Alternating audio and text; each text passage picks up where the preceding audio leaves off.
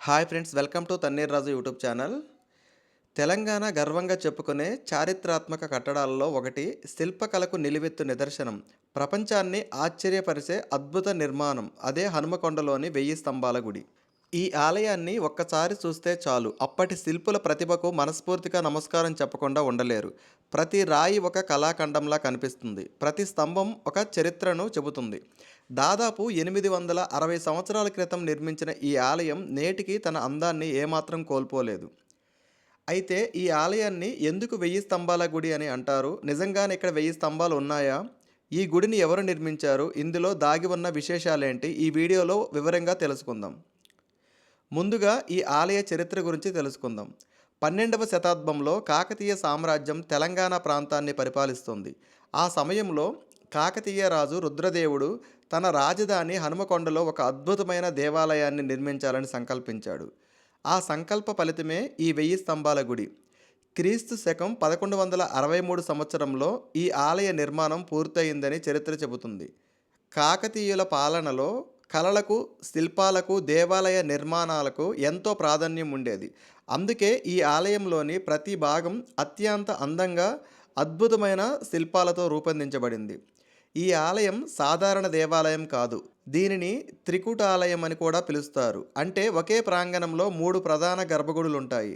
ఒక గర్భగుడిలో శ్రీ రుద్రేశ్వర స్వామి, మరొక గర్భగుడిలో శ్రీ వాసుదేవ స్వామి, ఇంకొక గర్భగుడిలో సూర్యదేవుడు కొలువై ఉన్నారు. హిందూ సాంప్రదాయంలో శివుడు, విష్ణువు, సూర్యదేవుడు ఒకే ఆలయంలో ఉండడం చాలా ప్రత్యేకమైన విశేషం. ఈ ఆలయంలోకి అడుగు పెట్టగానే అందరి దృష్టిని ఆకర్షించేది ఒకే రాతితో చెక్కిన భారీ నంది విగ్రహం. ఈ నంది విగ్రహం నల్లరాతితో చెక్కబడింది. ఎంత నునుపుగా పాలిష్ చేశారంటే నేటి ఆధునిక యంత్రాలతో చేసినట్టే మెరుస్తూ కనిపిస్తుంది.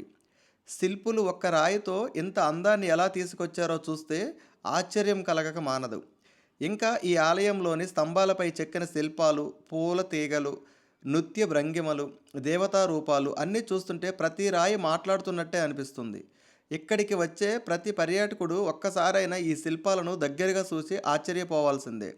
ఇంతటి అద్భుతాన్ని సృష్టించిన కాకతీయుల శిల్పుల ప్రతిభ ప్రపంచవ్యాప్తంగా ప్రశంసలు అందుకుంది.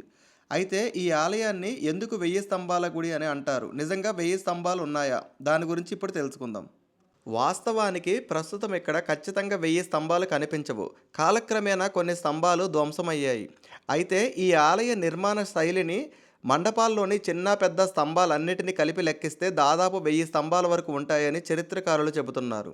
అందుకే ఈ ఆలయానికి 1000 స్తంభాల గుడి అనే పేరు వచ్చింది. అయితే ఈ స్తంభాల్లో ఉన్న మరో విశేషం ఏమిటంటే ప్రతి స్తంభంపై ఉండే శిల్పులు ఒకదానికొకటి భిన్నంగా ఉంటాయి. ఒకే నమూనాను మళ్ళీ చెక్కకుండా ప్రతి స్తంభాన్ని ప్రత్యేకంగా రూపొందించారు. ఇది కాకతీయుల శిల్పుల అపూర్వ ప్రతిభకు నిదర్శనం. ఈ ఆలయంలోని స్తంభాలను ఏ కోణంలో చూసినా అద్భుతంగానే కనిపిస్తాయి.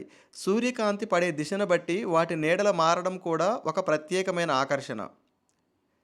ఇప్పుడు ఆలయ నిర్మాణం గురించి తెలుసుకుందాం. సుమారు 860 సంవత్సరాల క్రితం ఇంత భారీ దేవాలయాన్ని నిర్మించడం చిన్న విషయం కాదు. నేటిలా క్రేన్లు, భారీ యంత్రాలు, కంప్యూటర్లు ఏవీ లేని కాలంలో వేల టన్నుల రాళ్లను తీసుకొచ్చి వాటిని అత్యంత ఖచ్చితత్వంతో చెక్కి అమర్చడం నిజంగా ఆశ్చర్యమే. కాకతీయుల నిర్మాణంలో ఒక ప్రత్యేక పద్ధతిని ఉపయోగించారని పరిశోధకులు చెబుతారు. దీనినే సౌండ్ బాక్స్ ఫౌండేషన్ టెక్నిక్ అని అంటారు. ఈ పద్ధతిలో పునాదిలో ఇసుక, సున్నం, బొగ్గు, పొడి వంటి పదార్థాలు మిశ్రమాన్ని ఉపయోగించేవారు. దీనివల్ల భూకంపాలు లేదా నేలలో వచ్చే స్వల్ప కదలికల ప్రభావం ఆలయంపై తక్కువగా పడుతుందని భావిస్తారు. అందుకే శతాబ్దాలు గడిచిన ఈ ఆలయం ఇప్పటికీ దృఢంగా నిలిచి ఉంది. ఈ ఆలయంలో మరో అద్భుతం నంది మండపం. గర్భగుడికి ఎదురుగా ఉన్న నంది విగ్రహాన్ని ఒక రాతితో చెక్కారు. ఈ నంది శరీరంపై కనిపించే అలంకరణలు, గంటలు, నగలు, కండరాల ఆకృతి, ప్రతి చిన్న వివరాన్ని అత్యంత నైపుణ్యంతో తీర్చిదిద్దారు. నంది ముఖాన్ని ఎంతసేపు చూసినా తన చూపు శివలింగంపైనే ఉన్నట్లు అనిపిస్తుంది. ఇది శిల్పకళలోని అద్భుతమైన సమతుల్యతకు ఉదాహరణ. ఆలయంలోని పైకప్పులపై కూడా ఎన్నో అందమైన శిల్పాలు కనిపిస్తాయి. పూలు, తీగలు, నృత్య భంగిమల్లో ఉన్న దేవతలు, పురాణ కథలు, దృశ్యాలు ఇవన్నీ రాతిపై చెక్కడం అప్పటి శిల్పుల అసాధారణ నైపుణ్యాన్ని తెలియజేస్తాయి. ఈ ఆలయాన్ని సందర్శించే దేశ విదేశీ పర్యాటకులు ప్రతి మూలన ఫోటోలు తీసుకుంటూ గంటల తరబడి గడుపుతారు. ఎందుకంటే ఇక్కడ కనిపించే ప్రతి శిల్పం ఒక కళాఖండం. అయితే ఇంతటి అద్భుతమైన ఆలయం శతాబ్దాల పాటు యథాతథంగా నిలిచి ఉండలేదు. కాలక్రమేణా జరిగిన యుద్ధాలు, దండయాత్రలు, ప్రకృతి ప్రభావాల కారణంగా ఈ ఆలయంలోని కొన్ని భాగాలు దెబ్బతిన్నాయి. కొన్ని స్తంభాలు, శిల్పాలు కూడా ధ్వంసమయ్యాయి. అయినా ఈ ఆలయం తన వైభవాన్ని పూర్తిగా కోల్పోలేదు. మిగిలి ఉన్న ప్రతి రాయి ఇప్పటికీ కాకతీయుల గొప్ప చరిత్రను మన కళ్ళ ముందు నిలబెడుతుంది.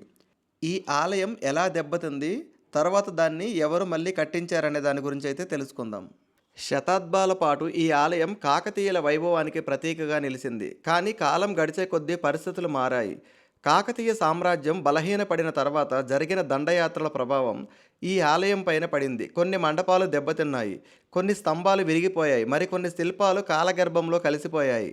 అయినప్పటికీ ప్రధాన ఆలయ నిర్మాణం మాత్రం తన అద్భుతమైన శిల్పకళను ఇప్పటికీ ప్రపంచానికి చూపిస్తూనే ఉంది.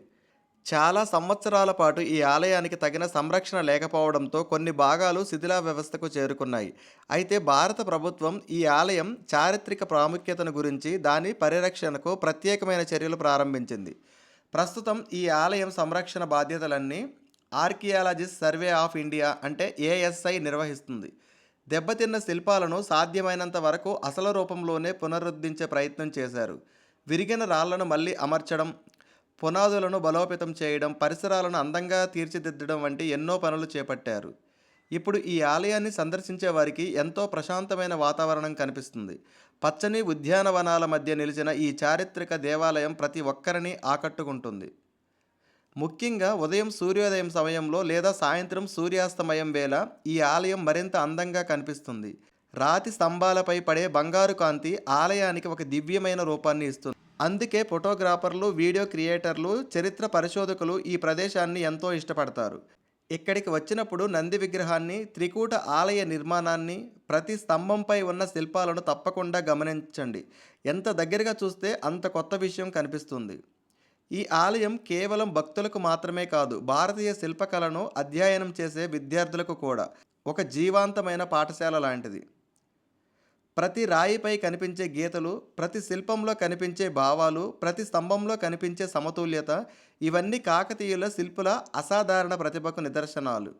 ఇక్కడికి వచ్చే భక్తులు ముందుగా నంది మహారాజుకు నమస్కరించి అనంతరం శ్రీ రుద్రేశ్వర స్వామివారిని దర్శించుకుంటారు. అలాగే శ్రీ వాసుదేవ స్వామి, సూర్యదేవుడి ఆలయాలను కూడా దర్శించి తమ యాత్రను పూర్తి చేసుకుంటారు. మీరు వరంగల్ లేదా హనుమకొండ ప్రాంతానికి వెళ్ళినప్పుడు 1000 స్తంభాల గుడితో పాటు వరంగల్ కోట, భద్రకాళి అమ్మవారి ఆలయం, పద్మాక్షి దేవాలయం వంటి చారిత్రక ఆధ్యాత్మిక ప్రదేశాలను కూడా తప్పకుండా సందర్శించండి. ఒకే రోజు పర్యటనలో వీటిని చాలా వరకు చూడొచ్చు. ఈ వీడియో మీకు నచ్చి కొత్త విషయాలు తెలుసుకున్నట్లయితే ఒక లైక్ చేయండి. ఇలాంటి చారిత్రక దేవాలయాలు, పర్యాటక ప్రాంతాలు, పురాణ విశేషాల గురించి మరిన్ని ఆసక్తికరమైన వీడియోలు చూడాలంటే మా ఛానల్ని సబ్స్క్రైబ్ చేసి పక్కనే ఉన్న బెల్ ఐకాన్ నొక్కండి. మరో ఆసక్తికరమైన వీడియోతో మళ్ళీ కలుద్దాం. బాయ్.